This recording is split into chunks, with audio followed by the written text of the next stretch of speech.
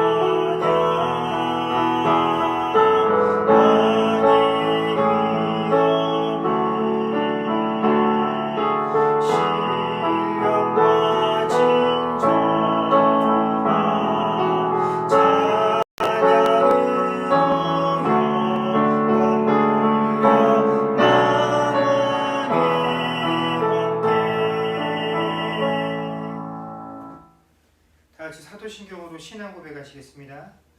전능하사 천지를 만드신 하나님 아버지를 내가 믿사오며 그 외아들 우리 주 예수 그리스도를 믿사오니 이는 성령으로 잉태하사 동정녀 마리아에게 나시고 본디오 빌라도에게 고난을 받으사 십자가에 못 박혀 죽으시고 장사한 지 사흘 만에 죽은 자 가운데서 다시 살아나시며 하늘에 오르사 전능하신 하나님 우편에 앉아 계시다가 저리로서 산 자와 죽은 자를 심판하러 오시리라.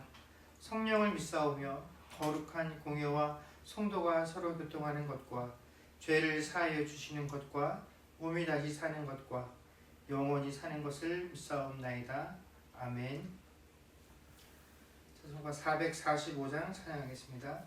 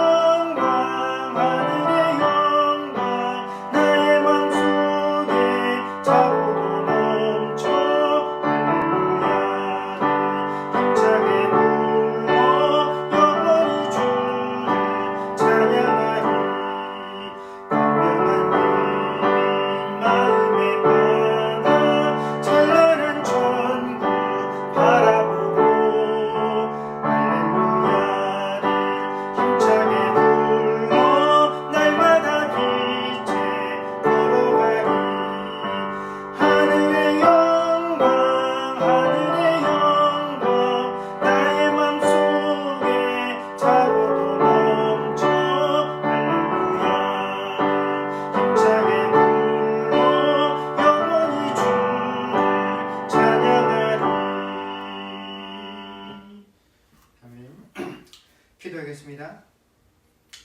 참 좋으신 하나님, 은혜를 감사합니다. 지나간 한 주 동안에도 우리 삶의 각 처소와 형편 가운데서 하나님께서 동행하여 주시고 허락하신 그 삶의 자리에서 순종하며 살아가다가 오늘 거룩한 주의 날을 맞이하여 저희가 또 우리에게 주어진 환경과 여건을 따라 하나님께 예배드릴 수 있도록 하여 주시니 주여 감사를 드립니다. 하나님, 우리가 정해진 시간에 한 장소에 함께 모여 예배드리는 그런 기쁨과 또 아버지 하나님 유익을 누리지는 못하나 이 예배의 온전한 주인 되신 하나님을 찾아 경배할 때 그 장소가 어디인지 시간과 또 아버지 하나님 환경에 상관없이 아버지 하나님 우리가 온전히 하나님을 찾을 때 하나님께서 우리에게 주어진 그 처지와 형편을 따라 우리에게 필요한 모든 은혜들을 이 귀한 예배 시간들을 통하여 우리에게 부어주실 줄로 믿습니다.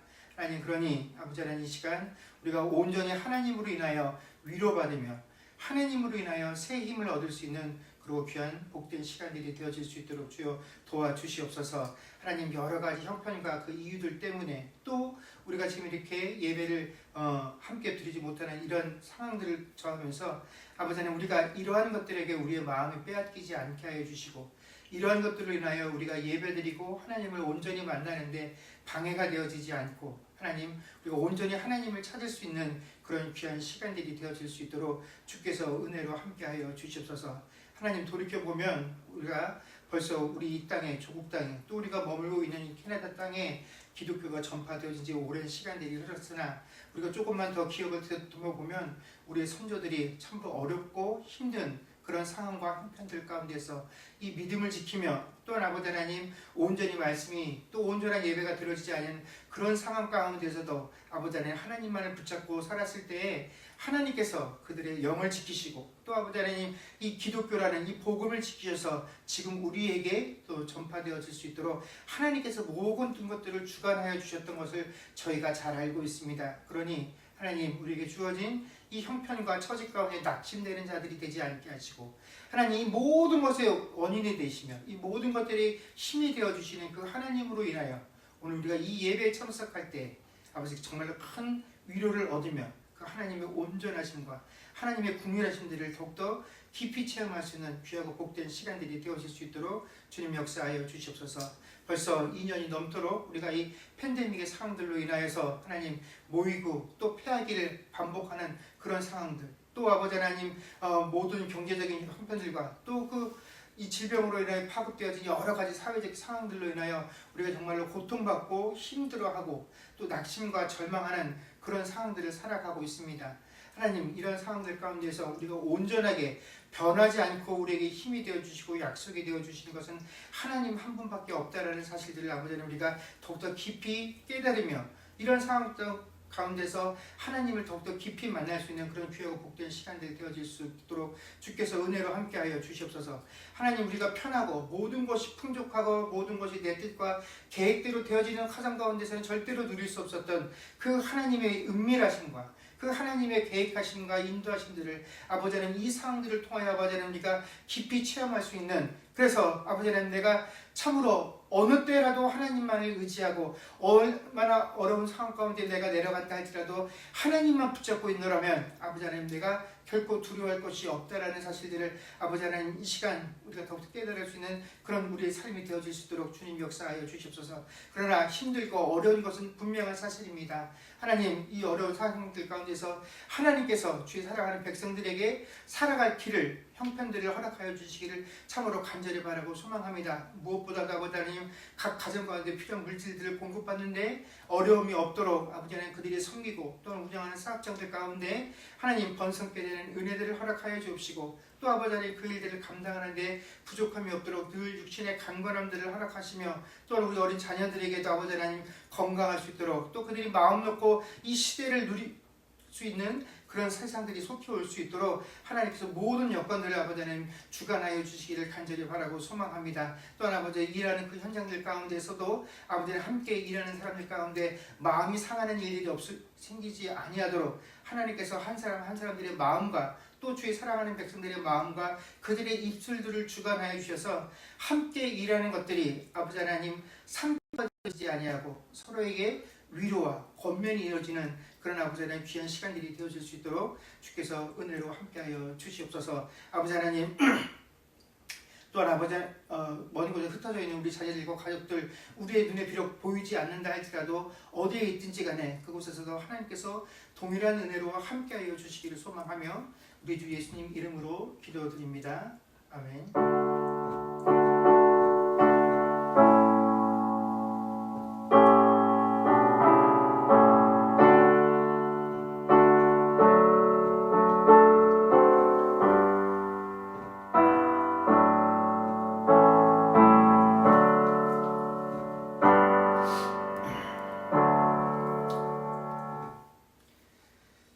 교회 소식 전하겠습니다. 저희 교회가 2월 중순까지 비대면 예배를 진행을 합니다. 캐나다 교회에서 정확하게 날짜를 정하지 않고 2월 중순까지라고 했기 때문에 그 2월 중순이 언제까지인지 저희도 정확히 알 수가 없지요. 그래서 어쨌든 간에 이 팬데믹 상황들이 조금 더 개선이 되어져야 아마 저희들이 함께 모여서 예배드릴 수 있는 그런 상황이 될 것이라 예상들을 합니다. 수고하고 애쓰는 사람들을 위해서 기도해 주시고 또 이 상황들이 빨리 개선되어져서 저희가 함께 모여 예배드릴 수 있도록 기도해 주시면 감사하겠습니다. 하나님 말씀 보겠습니다. 하나님 말씀은 다니엘 6장 13절에서 23절까지 말씀입니다. 다니엘 6장 13절에서 23절까지 말씀을 제가 봉독하겠습니다.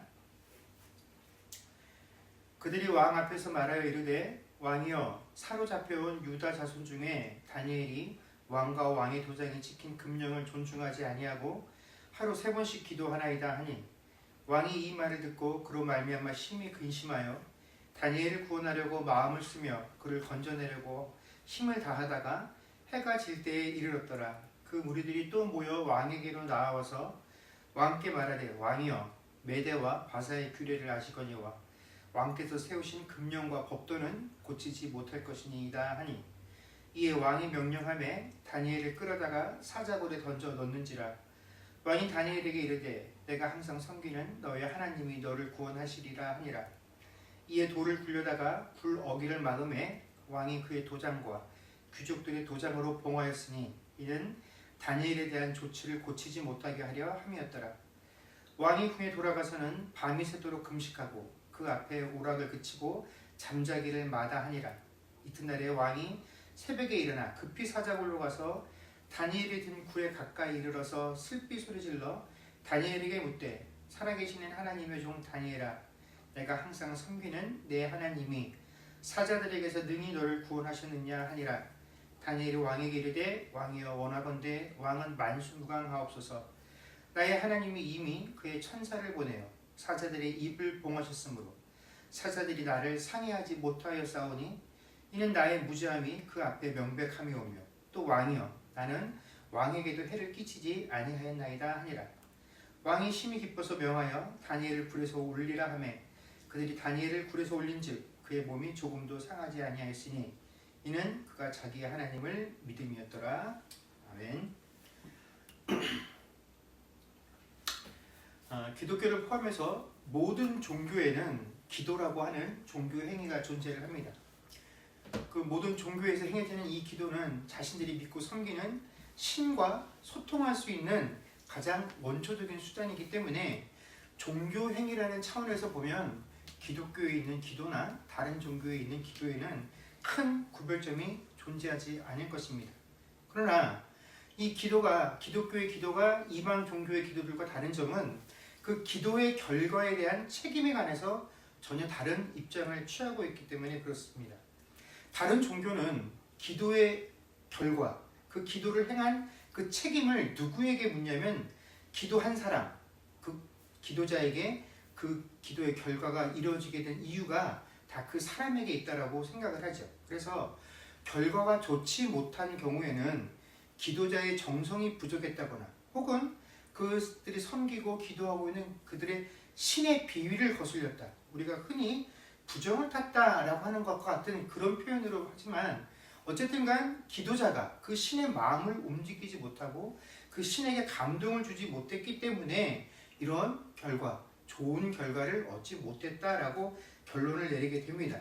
그래서 이방 종교, 기독교를 제외한 다른 종교에서는 어떻게 해서라도 자신이 섬기고 있는 그 신, 그 대상에게 감동을 주고 자기의 정성을 지극함을 드러내야 하기 때문에 그 과정에서 아주 비상식적이고 때로는 반인륜적이기도 하고 비도덕적이기도 한 그런 방법이나 내용들을 서슴지 않고 행하게 되는 것입니다. 그만큼 나의 간절함들을 드러내고 싶어 하는 것이죠. 그러나 기독교는 모든 기도의 결과가 전적으로 하나님의 뜻이다라고 고백을 하는 종교입니다. 왜냐하면 우리가 믿는 이 하나님은 전지전능하신 분이시기 때문에 그렇습니다. 사람이 아무리 선한 뜻과 계획을 가지고 있다라고 할지라도 그 사람이 세운 계획들이 결코 하나님의 뜻과 계획보다 선할 수도 없고 완벽할 수도 없으며 무엇보다도 우리를 사랑하셔서 자신의 독생자도 아끼지 아니하신 그 하나님께서 당신의 자녀들인 우리에게 결코 나쁜 것을 주시지 않을 것이다 라고 우리가 믿기 때문에 그렇다라는 것입니다.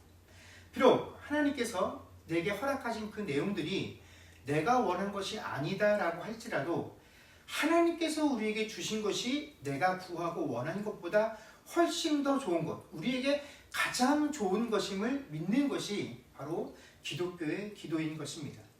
또한 우리의 기도는 결국 현재를 기준으로 해서 그 범위의 대상들이 나, 내 가족, 혹은 내 교회, 내 나라, 내 민족을 우선적으로 기도의 대상으로 삼고 있지만 하나님이 통치하시는 그 통치의 범위는 우리가 보지도 못하고 우리가 생각하지도 못하는 모든 피조 세계를 운영하시고 계시다라는 것을 우리가 기억해야 합니다. 또 하나님의 계획과 하나님의 섭리는 단순히 현재에만 적용이 되는 것이 아니라 이 현재를 통하여 유발되어지게 될 그 미래까지도 포함하고 계시기 때문에 우리는 하나님께서 계획하시고 섭리하시는 그것들을 절대로 이해할 수도 또 그것을 받아들일 수도 없는 존재다라는 것을 기억해야 합니다. 그래서 항상 하나님께서 더 좋은 뜻과 계획들을 가지고 우리에게 인도해 가시고 무엇보다 중요한 것은 우리가 기도할 때 우리는 항상 지금 당장 내 눈앞에 닥친 문제 그것들을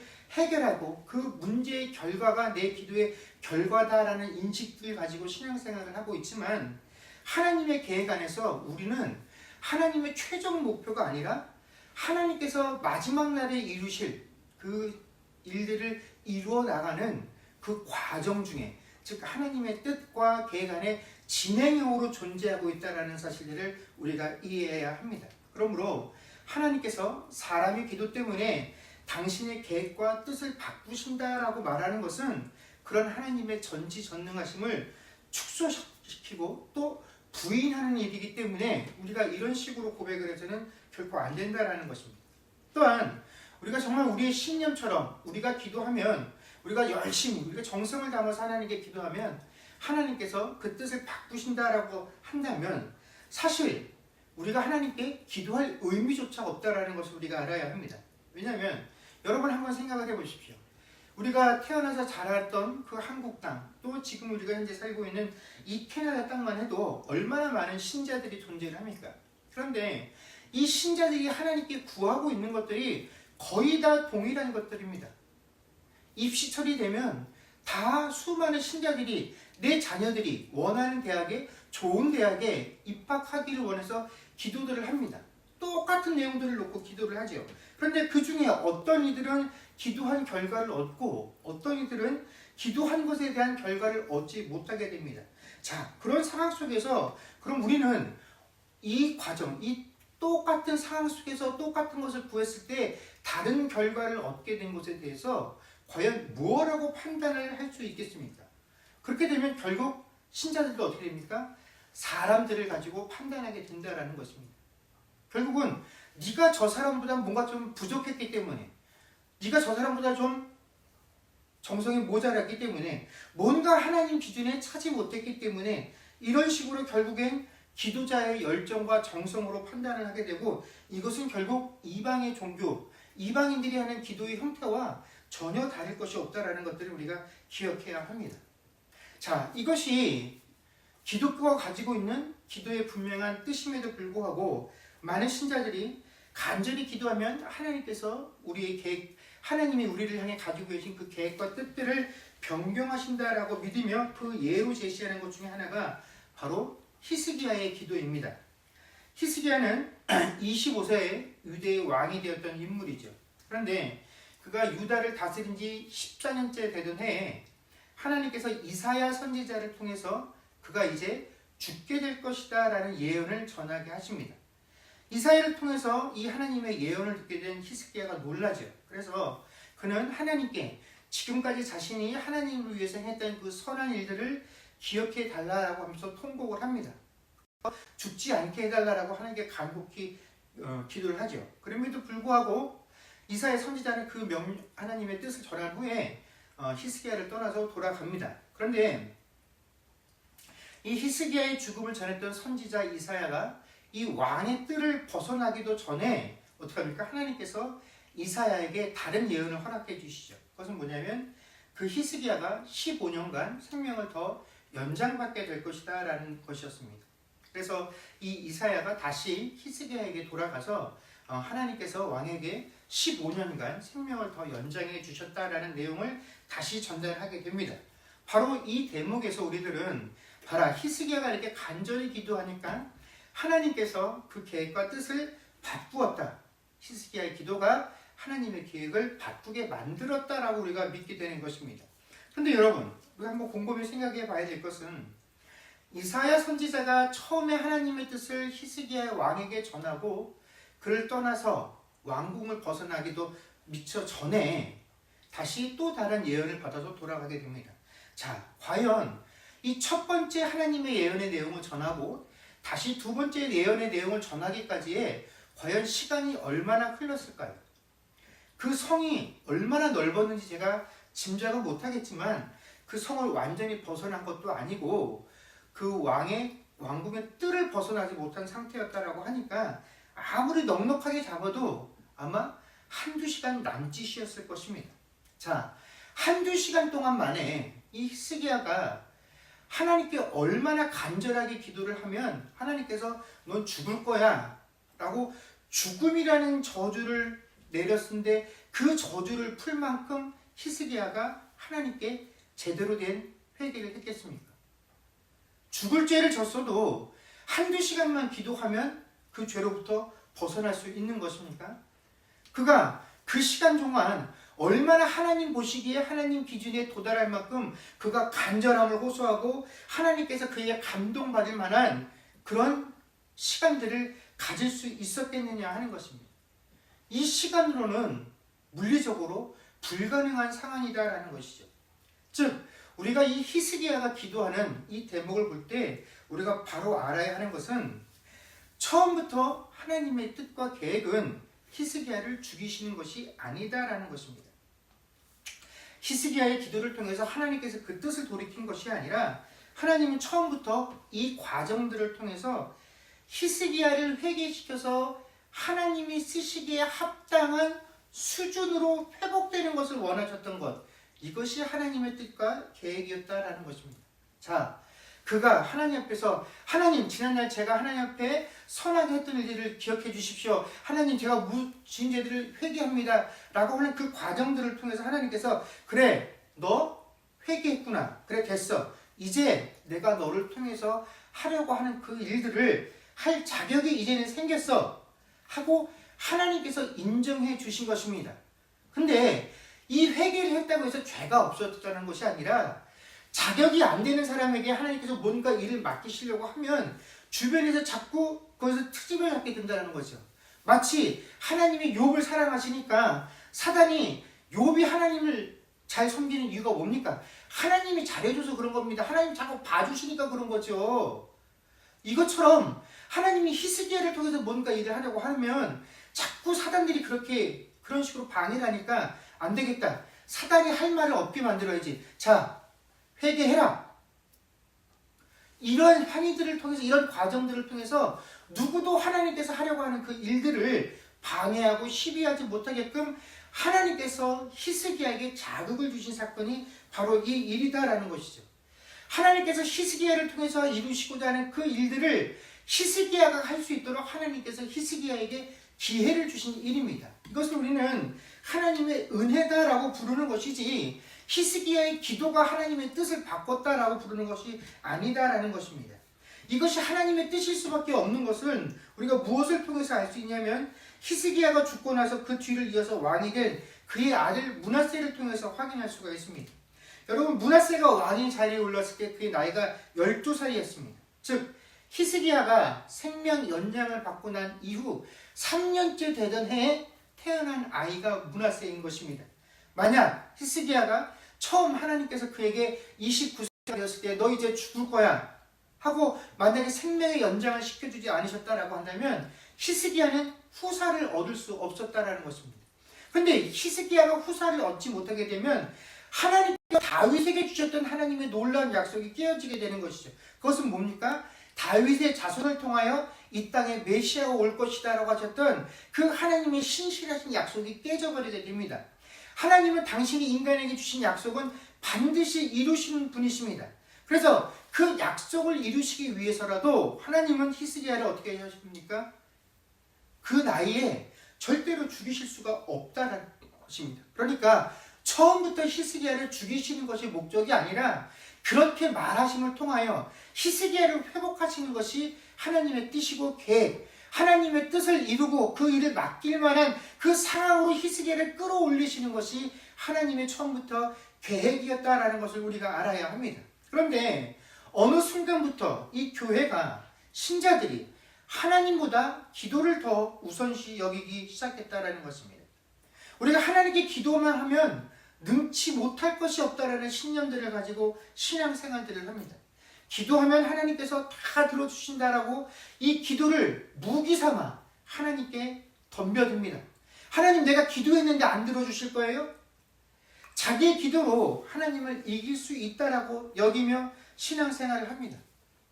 나를 향한 하나님의 계획과 뜻이 무엇인가를 알아 그것에 순종하는 것보다 내가 원하는 바를 얻는 그런 기도를 하는 것을 더 뛰어난 믿음이다라고 평가들을 하고 그것을 기도의 능력이다라고 부른다라는 것입니다.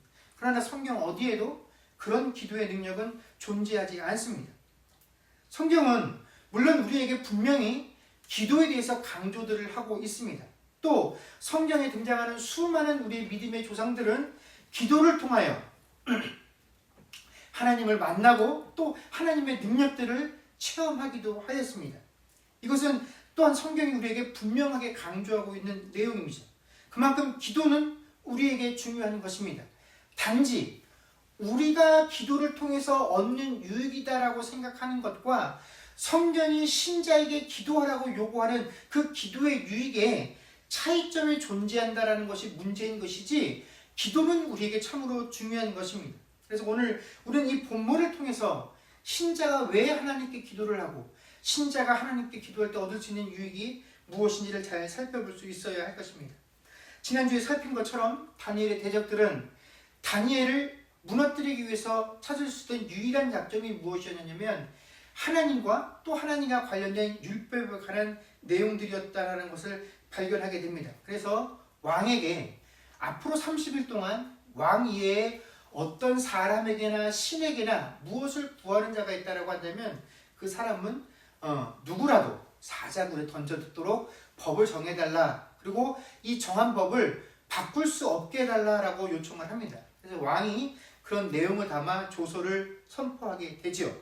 그런데 이 모든 내용을 현장에서 보고 듣고 확인했던 다니엘이 집으로 돌아와서 어떻게 합니까? 이전과 같이 윗방에 올라가 예루살렘을 향한 창문을 열어놓고 하루에 3번씩 기도를 했다라고 합니다. 자, 여러분, 지금 상황이 어떻게 돌아가고 있습니까? 기도하는 사람은 죽을 수밖에 없는 그 상황을 뻔히 눈으로 보고 귀로 듣고 확인한 상황에서 돌아와서 그가 집에 와서 한 일은 이전과 같이 기도하는 행위였다라는 것입니다. 기도하면 죽는데 기도를 합니다. 과연 이런 상황 속에서 다니엘은 어떤 내용을 가지고 하나님께 기도했을까요? 우리가 지금까지 들어왔던 수많은 설교에서는 아마도 다니엘이 이렇게 기도했을 것이다 라고 우리가 짐작들을 합니다. 하나님, 내가 이렇게 어려운 상황 속에서도 믿음을 잃지 않고 하나님께 계속 기도했던 대로 기도할 테니까 내 믿음이 흔들리지 않도록, 또 비록 조서의 내용은 이렇지만 내가 하나님을 믿고 신뢰하며 기도하니까 이 조서의 내용들이 나에게는 이루어지지 않도록, 아무런 영향도 끼치지 않도록 이 시험과 환난으로부터 나를 지키고 보호해달라고 기도했을 것이다 라고 우리가 예상들을 합니다. 다니엘이 무슨 기도를 했는지 우리는 정확히 알 수는 없습니다. 그러나 이것 하나는 확실합니다. 기도하면 죽게 되어진다라는 왕의 조서를 눈앞에서 확인하고 와서도 다니엘이 전과 같이 기도했다는 점에서 다니엘의 기도는 결코 살고 싶어서 한 기도는 아니었다라는 것입니다. 다니엘이 기도할 때 그는 죽기 위해서 기도했다라는 것입니다. 하나님, 나는 기도하니까 내 생명을 하나님께서 했으니 살려주세요 라고 기도하지 않았다라는 것입니다. 여러분, 우리가 아주 감동적으로 읽는 성경 구절 중에 하나가 에스더 5장 16절이죠. 그 말씀의 후반절에 보면 에스더가 죽으면 죽으리다 라고 하며 왕 앞으로 나아가는 그런 구절이 있습니다. 이미 이 에스더가 왕 앞에 나아갔다가 어떠한 결과를 얻었다라는 사실을 잘 알고 있는 우리들은 이 구절들을 인용할 때 봐라, 우리가 목숨을 내놓고 하나님 뜻을 위해서 하나님 일을 하면 하나님께서 분명히 그 사람의 생명을, 목숨을 지켜주신다라고 우리는 이해를 합니다. 그런데 에스더가 그 당시에 이런 고백을 할 때 정말로 우리가 지금 생각하는 것처럼 내가 죽기를 각오하고 하나님 일을 하니까 하나님이 나를 분명히 지켜주실 거야, 난 그런 하나님을 믿어 하며 그 자리로 나아갔던 것일까요? 아닙니다. 에스더는 100% 내가 죽을 거야, 하지만 나는 이 일을 할 거야 라는 상황 속에서 그 일들을 진행한 것입니다. 우리가 이 에스더의 이야기와 자주 혼동하는 내용이 어떤 거냐면 죽고자 하는 자는 살 것이요 살고자 하는 죽을 것이다 라는 그런 구절인데, 이 내용은 오자병법 세계에 나오는 구절로 우리가 익숙한 것은 이순신 장군이 이 구절을 인용했기 때문에 이 구절을 우리가 무슨 진리처럼 받아들이고 있지만 이 내용은 에스더가 했던 고백과 전혀 일치되어지는 내용이 아니다라는 것입니다. 여러분, 우리가 2000년이 넘는 이 기독교의 역사 속에 등장하는 수많은 순교자들의 내용들을 한번 보십시오. 이 순교자들이 복음 하나를 전파하기 위해서 달려나가서 그들이 목숨을 잃게 되는 상황을 맞이하게 됩니다. 그런데 그들이 말도 통하지 않고 언어도 통하지 아니하는 그런 낯선 곳에 복음을 들고 나아갈 때 내가 이렇게 복음을 들고 나가서 하나님 일을 하니까 하나님께서 어떠한 상황 속에서도 어떠한 순간에서도 내 생명만큼은 분명히 지켜주실 것이야, 그러한 확신을 가지고 그 오지로 복음을 전하러 간 것이 아니다라는 것입니다. 그들이 복음을 전하러 갔을 때에는 정말로 죽을 것을 각오하는 것입니다. 그리고 정말로 복음을 전하다가 그들이 처음 그렇게 고백했던 것처럼 그 자리에서 복음을 전하다 죽음을 맞이하게 된 것이죠. 그들 중에 누구도 주님, 내가 주를 위해서 일하는데 어떻게 나에게 이런 시련을 주십니까? 나에게 어떻게 이런 죽음을 맞게 하십니까? 하고 하나님을 원망한 사람은 존재하지 않았다라는 것입니다. 물론 우리에게는 이렇게 복음을 전하다가 죽은 선교사들의 이야기뿐만 아니라 그들과 똑같은 죽음의 위기에 직면했다가도 하나님의 은혜로 살아남아서 복음을 끝까지 무사히 전하고 그 당대에 복음의 열매를 거둔 그런 선교사들의 이야기도 얼마든지 들어서 알고 있습니다. 그러나 어떤 선교사는 복음을 전하지도 못하고 그 땅에 발을 디디는 순간에 목숨을 잃고, 또 어떤 이는 아무리 어렵고 힘겨운 상황 속에서도 끝까지 살아남아서 복음을 전하고 당대의 그 복음의 열매를 눈으로 확인하고 하나님께 영광을 돌리는 그런 삶을 살게 되는 것은 그들이 살아남아서 복음의 열매를 확인한 사람들이 먼저 죽은 이들보다 더 신실했거나 그들이 더 특별했기 때문이 아니라 그들이 그런 결과를 맞이한 것은 그것 자체가 그들을 향한 하나님의 계획이고 섭리였기 때문에 그렇다라는 것입니다. 그런데 그들이 살아서 열매를 보고 어떤 이들은 열매를 보지 못했다라는 것이 그들이 더 가치 있는 삶을 살았다라는 것을 구분하는 기준점이 되는 것도 아니고 더 크게 하나님께 영광을 돌리는 것도 아니다라는 것입니다. 여러분, 만약 다니엘이 내가 이런 환난 중에서라도 하나님께 기도하면 하나님께서 나를 지켜주실 것이야, 그런 심정을 가지고 그런 신념을 가지고 기도했다라고 한다면 그가 사자굴에 던져진 순간 이미 그의 기도는 실패한 기도가 되는 것입니다. 물론 수많은 사람들이 그럼에도 불구하고 다니엘은 그 사자굴 속에서 살아서 나오지 않았느냐, 그러면 결국 다니엘의 기도가 응답받은 것 아니냐 하겠지만, 여러분, 기도하면 죽는다라는 사실을 알면서도 하나님, 내가 죽어도 좋으니 나는 기도하겠습니다 라고 기도했던 다니엘이 정작 사자굴 속에 들어가니까 하나님, 나는 여기서 죽을 수 없습니다, 살려주세요 라고 기도했을 것이다 라고 우리가 생각하는 것은, 여러분, 그것은 너무 이율배반적이지 않습니까? 그동안 다니엘이 하나님, 내게 어떠한 어려움과 환난이 와도 나는 이 기도를 멈추지 않을 것입니다. 이 기도의 결과가 죽음이라고 할지라도 저는 기도할 것입니다. 라는 그런 믿음을 가지고 했던 그 다니엘의 기도를, 그래, 다니엘도 어쩔 수 없이 사자굴 속에 들어가니까 결국은 살려달라고 기도했잖아 라고 우리가 폄하하는 것밖에 되지 않는다라는 것입니다. 지금까지 그가 견지했었던 그 아름다운 신앙과 믿음을 우리가 폄훼하고 그의 기도를 부정하는 것밖에 되지 않는다라는 것입니다. 여러분, 이 사실을 통해서 우리가 알 수 있는 건 뭡니까? 하나님은 다니엘의 기도를 들어주지 않으셨다라는 것입니다. 하나님은 다니엘을 살려주신 것입니다. 왜냐하면 그것이 하나님의 계획이기 때문입니다. 아직도 살아있는 이 다니엘을 통하여 하나님께서 계획하신 그 일들이 있기 때문에 하나님은 하나님, 나 기도해다 죽어도 좋습니다 라고 하는 그 다니엘을 기도했지만 살려주셨다라는 것입니다. 그의 죽음을 허락하지 아니하셨습니다. 왜 그렇습니까? 그것이 하나님의 뜻이고 하나님의 계획이기 때문에 그렇다라는 것입니다. 그렇다면 도대체 다니엘의 기도는 우리에게 무엇을 가르쳐 주는 것이냐? 22절 말씀을 보겠습니다. 나의 하나님이 이미 그의 천사를 보내어 사자들의 입을 봉하셨으므로 사자들이 나를 상해하지 못하였사오니 이는 나의 무죄함이 그 앞에 명백함이오며 또 왕이여 나는 왕에게도 해를 끼치지 아니하였나이다 하니라. 아멘.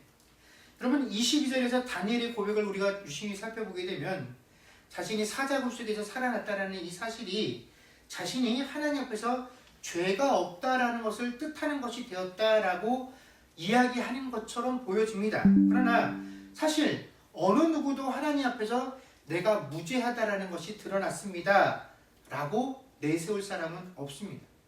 우리가 예수를 믿게 되어서 하나님 앞에서 죄 씻음을 받고 우리가 구원을 받았다라고 표현들을 합니다. 그러나 우리가 죄 씻음을 받았다라는 것이 우리에게 있었던 죄가 다 없어졌다라는 것을 이야기하는 것이 아닙니다. 우리가 눈과 같이 휘어졌다라고 표현을 하지만 정말로 우리가 죄가 하나도 없었던 그 완벽한 상태로 돌아갔다라는 것을 의미하는 것이 아닙니다. 우리는 여전히 그 죄 가운데 있지만 하나님께서 우리에게 죄의 책임을 묻지 않도록 네가 이제 의롭다 칭하여 주신 것이지 우리가 순백한 죄가 우리 안에 하나도 남지 아니한 그런 상태로 돌아가는 것이 아니다라는 것입니다. 단지 우리 스스로 우리의 그 죄값을 치르는 그 상황에서 우리를 건져내셨다라는 것을 의미하는 것뿐이죠. 그렇기 때문에 우리는 이것을 은혜라고 부르고 우리 안에 남아있는 이 죄악된 본성들과 죄의 옛 모습들을 씻어내기 위한 그 씨름들을 하나님 앞에 서는 그 순간까지 계속해서 끊임없이 해나가야 하는 것입니다. 이것이 우리 신앙생활의 본질이다라는 것이죠. 그래서 다니엘은 왜 하나님께 내 목숨을 위협받는 그 순간에도 기도할 수밖에 없었냐면 이 기도의 순간들을 통해서 이 은혜들을 체험하고 있었기 때문에 그렇다라는 것입니다. 내가 포로로 끌려와서 이 나라에서 내가 무시받지 아니하고 이 나라의 가장 권력의 정점에까지 오를 수 있도록 하나님께서 나와 동행해 주셔서 이런 것들을 주셨어.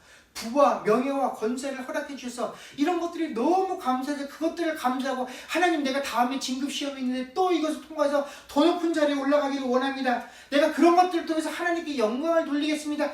그런 것을 기도하는 것이 아니다라는 것입니다. 하나님, 내가 우리 조상들의 죄값으로 인하여 내가 패망하고 하나님께 제사도 드릴 수 없고 하나님께 온전히 신앙생활을 할 수 없는 이런 상황 가운데 처박히게 되었는데 하나님, 도대체 나 같은 자를 무엇이 예뻐서 이 상황 속에서 나를 어여삐 여기시고 나와 교통해 주시고 나에게 은혜의 손길들을 펼쳐주고 계십니까?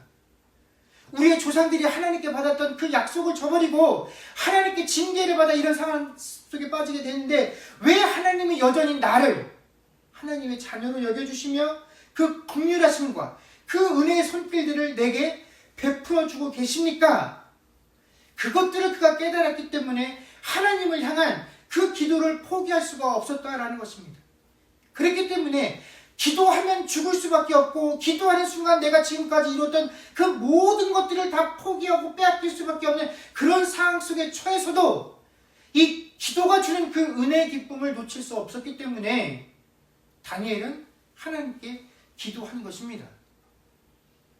그 부와 그 명예와 그 권세와 사람들에게 인정받는 것이 좋은 것이 아니라 이런 상황 속에서 내 신분의 본질, 유다에서 잡혀온 포로, 나는 유다 사람이고 포로로 잡혀온 이 상황과 순간 속에서도 하나님께서 도대체 이런 나를 위해서 나를 여전히 하나님의 자녀라 칭해 주시고 나에게 베푸시는 이 은혜와 긍휼들을 놓칠 수 없었기에 그는 왕이 아닌 하나님께 기도하는 것을 더욱더 중요하게 여겼다라는 것입니다. 그리고 그는 사자굴 속에서 그 하나님의 은혜와 긍휼하심을 더욱더 중요하게 느낄 수 있었다라는 것입니다. 그가 뭐라고 고백을 합니까? 하나님의 그의 천사를 먼저 그보다 보내셨다. 그래서 사자가 어떻게 해요? 사자들이 입을 봉하셨으므로 사자들이 나를 해하지 아니하였다라고 이야기를 한 것입니다. 여러분, 사자들이 가득한 그 불 속에 사람이 던져지면 사자가 어떻게 하겠습니까? 당장에 달려들겠죠. 근데 처음부터 다니엘이 들어가기 전부터 하나님께서 천사들을 먼저 보내서 그 사자들이 입을 봉하고 있었기 때문에 어떤 사자도 이 다니엘을 해할 수 없었다라는 것입니다. 다니엘이 깜짝 놀란 것이죠. 도대체 나 같은 존재가 뭐라고 하나님께서 나 같은 사람을 살리시겠다고 이 낮고 낮은 이 사자굴까지 천사들을 보내어 이 일들을 행하시는가 하는 것들을 통해서 그가 얼마나 하나님께 사랑받는 존재고 하나님께 은혜와 긍휼하심을 입은 존재인가를 깨닫게 된 것입니다. 내가 의롭다라는 것을 주장하는 것이 아니라 내가 얼마나 이렇게 하나님의 죄인의 후손들임에도 불구하고 이렇게 하나님의 의를 덧입고 살아가는가, 하나님께 의롭다 칭함을 받고 있는 존재인가 하는 것에 대한 감격을 바로 이 22절에 다니엘이 표현하고 있다라는 것입니다. 즉 그의 고백은 그래, 역시 하나님께서 나를 안 버리셨어. 내가 지금까지 하나님께 헌신하고 하나님을 열심히 믿었더니 하나님께서 마지막 순간에 나를 인정해 주셨어 라고 하는 고백이 22절의 고백이 아니라 정말로 하나님이 나를 사랑하시는구나, 내가 하나님께 큰 은혜를 입고 살아가는구나, 죄인의 후손인 내가 그 우리의 조상들이 저질렀던 죄의 결과와 상관없이 하나님께 의로운 존재를 여김을 받고 있구나 하는 이 사실이 너무나 기쁘고 벅차서했던 고백이 22절의 고백이고 지금까지 다니엘이 하나님께 드렸던 그 기도의 본질이다라는 것입니다. 여러분, 우리가 하나님을 알기도 전에 죄인이었던 신분에 하나님께서 일방적으로 우리를 찾아오셔서 우리에게 하나님을 알게 하시고 또 만나게 하시고 그 과정들을 통해서 구원하시고 우리를 당신의 자녀로 삼아주셨다라는 사실들을 늘 기억해야 합니다. 내가 믿는 자의 가정에서 태어났기 때문에 나는 내 의지와 상관없이 하나님을 믿었어. 이건 믿음이 없는 사람들이 하는 고백입니다. 하나님과 나와의 관계를 아는 사람이다라고 한다면 내가 믿는 자의 가정에 태어났기 때문에 하나님을 믿었다라고 고백할 수 없다라는 것입니다. 생육의 방법을 통해서 태어난 모든 이들은 죄인이라는 것이 성경의 분명한 증언이기 때문에 그렇다라는 것입니다. 여러분, 이처럼 우리가 죄인이었을 때, 하나님을 알지도 못할 때 우리를 찾아오셔서 독생자 예수를 우리를 위하여 내어주시고 그 값으로 우리를 당신의 자녀 삼으신 그 하나님께서 우리가 기도하지 않았다라고 해서 우리를 책망하시고 우리를 당신의 자녀의 그 자리로부터 쫓아내지 아니하십니다. 그런 이유 때문에 우리에게 실망하지 아니하시고 우리에게 책임을 묻지 아니하십니다. 우리가 기도하지 않는다라고 해서 하나님의 계획이 미뤄지거나 방해받지 않습니다. 우리가 기도한다고 해서 당신의 계획과 뜻을 변경하지도 수정하지도 아니하십니다. 그럼에도 불구하고 신자가 하나님께 기도하는 가장 큰 이유는 그 기도를 통해서 하나님의 은혜를 체험하여 알 수 있기 때문에 그렇다라는 것입니다.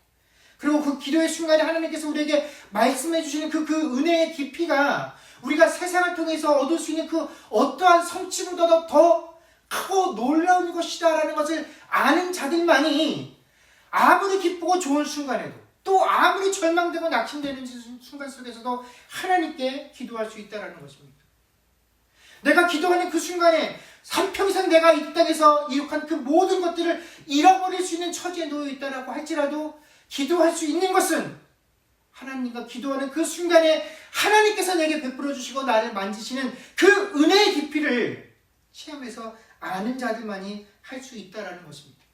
이것이 신자가 드리는 기도의 모습입니다.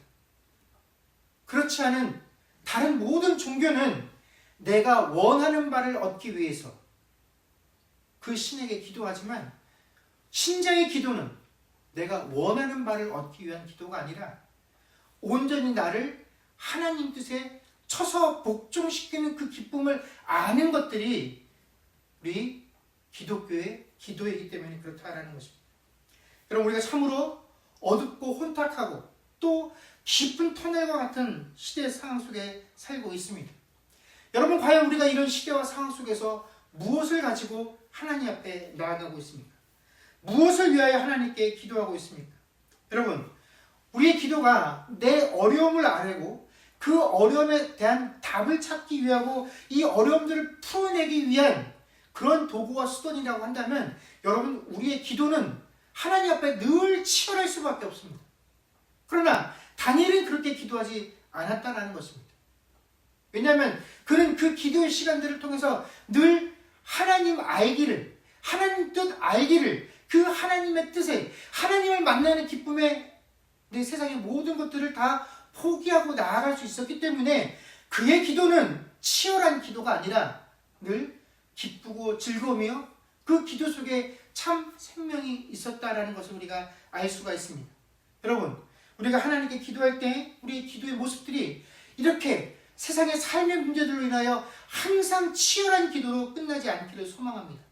그 치열함들을 넘어서서 어떠한 상황 속에서도 우리를 향한 그 하나님의 놀라운 계획과 섭리가 있다는 것들을 깨달아 알고 하나님께서 그것들을 이루시는 그 과정 속에서 결코 하나님의 백성들을 놓지 아니하신다는 것, 우리들을 통하여 이루시고자 하는 그 뜻과 계획들을 이루시는 그 모든 과정 가운데 하나님이 우리를 결코 포기하지 아니하시고 아무리 힘겹고 어려운 순간 속에서도 우리에게 한량없는 은혜와 긍휼들을 베푸신다는 그 사실들을 우리가 깊이 깨달아 그 사실을 인해서 항상 기쁨과 소망을 얻을 수 있는 저와 여러분들이 되어질 수 있기를, 그래서 하나님 앞에 기도함으로 나아갈 때 그 기도가 항상 치열함이 아닌 감사의 기도가 되어줄 수 있는 저와 여러분들이 되어질 수 있기를 주의 이름으로 간절히 축원합니다.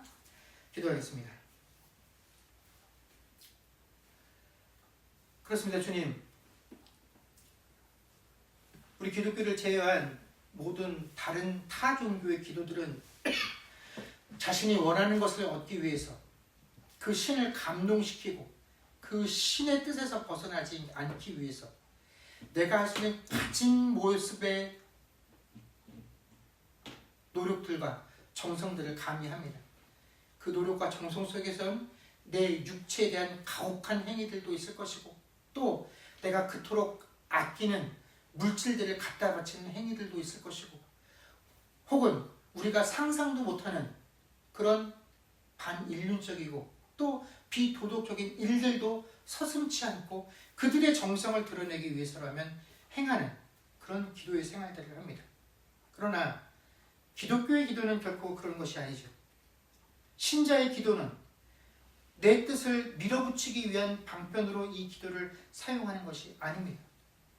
신자는 그 기도를 통하여 나를 향한, 이 땅을 향한 하나님의 뜻과 계획을 알아서 그 뜻과 계획 가운데 조용히 순종하며 나아가는 것, 그것이야말로 신자인 우리에게 가장 큰 기쁨인 것을 아는 것, 하나님을 알게 되는 것이 기쁨이지, 그 기도를 통하여 내가 원하는 것을 얻었다, 무슨 능력을 얻었다, 그것들을 자랑하고자, 그런 것들을 얻고자 하는 방편이 결코 아니다라는 것입니다. 오늘 다니엘의 기도가 그것을 우리에게 보여주고 있습니다. 그는 결코 살려고 기도하는 것이 아닙니다. 그는 죽으려고 기도하는 것입니다. 죽어도 좋습니다. 기도가 내게 더 큰 기쁨이고 유익이고, 이 세상에서 내가 그동안 쌓아 올린 그 모든 명예와 업적과 권세보다 하나님과 기도하는 그 시간이 내게 더 가치 있는 시간이라는 것을 알기에 다니엘은 목숨을 내어놓고 기도했습니다. 그랬더니 하나님께서 그의 기도를 거절하시고 그를 죽이지 않고 살려주셨죠. 그의 기도는 하나님께 상달되지 못한 것이라는 것이 우리가 가지고 있는 기도의 그 태도라면 그는 거절당한 것입니다. 그러나 기도는 우리의 뜻을 용납하는 것이 아니라 하나님의 뜻을 우리의 삶에 용납하는 수단입니다. 이 다니엘을 향한 하나님의 뜻과 계획이 있었기에 다니엘은 죽지 않고 그 일들을 하게 됩니다. 그러나 또 아무리 간절히 기도해도 우리가 원하는 결과들을 얻지 못하는 그런 상황도 참 많이 있습니다. 그런 상황들을 볼 때 세상에 조롱을 당할 때도 있고, 가치 믿는 신자들끼리도 결국은 네가 하나님 뜻에 맞지 못하기 때문에, 뭔가 부적합하기 때문에 그게 안 이루어진 것이다 라고 말을 하지만, 그것들은 다 기도를 모르는 것이고 하나님의 섭리와 인도를 모르는 자들이 하는 말들이고, 그저 이방 종교에 기독교를 끼워 맞춘 자들이 주장하는 내용이지 하나님을 알면 절대로 할 수 없는 내용들입니다. 우리가 참으로 혼란스러운 시대를 살고 있습니다. 마치 이 유다의 백성들이 이방 족속에게 패하여 그들에게 포로로 끌려간 것처럼 지금까지 그들이 알고 믿었던 그 모든 것들이 다 위협받고 통째로 흔들리는 그런 상황 속에서도 이 다니엘은 기도를 통하여 하나님을 만나고 그 하나님과 함께하고 교제하는 기쁨들을 누리며 살아갔다라는 것입니다. 하나님, 우리의 상황들이 지금 그렇지 않습니까? 우리가 살고 있는 이 시대적인 상황들이 마치 우리가 전혀 알지 못했던 그런 세상에 포로로 끌려온 것과 같이 모든 것이 낯설고 위험하고 위협을 받는 그런 시대 속에 우리가 살고 있습니다. 과연 이런 시대 속에서 우리가 무엇을 놓고 기도하고 무엇을 하나님께 간구해야 할까요? 하나님, 어렵고 힘들지만 그래도 나만큼은 이곳에서 평안하고 안전할 수 있도록, 그래도 내 자녀들만큼은 이 혼탁한 세상에서 뭔가 안정적이고 보장된 삶을 살 수 있도록 그렇게 해달라고 하는 기도가 우리에게 필요한 것이 아니라, 하나님, 어떤 상황이 되었든지 간에 좋든지 나쁘든지 그것과 상관없이 늘 나의 주인 되어주시며 내 죄와 상관없이 나를 의로운 존재로 여겨주시는 그 하나님의 은혜로움과 긍휼하심들이 내 삶을 지배할 수 있도록 만드는 것이 우리의 기도의 시간들이 되어져야 합니다. 하나님, 그런 기도의 시간들 되게 하여 주시옵소서.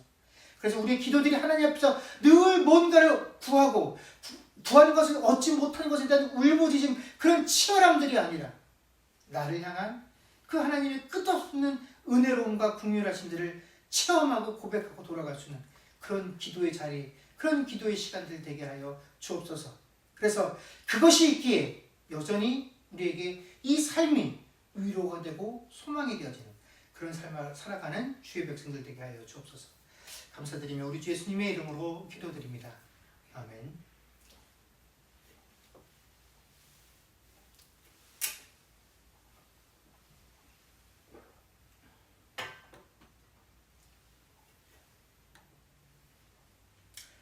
우리 나의 안에 거하라 다 찬양하겠습니다.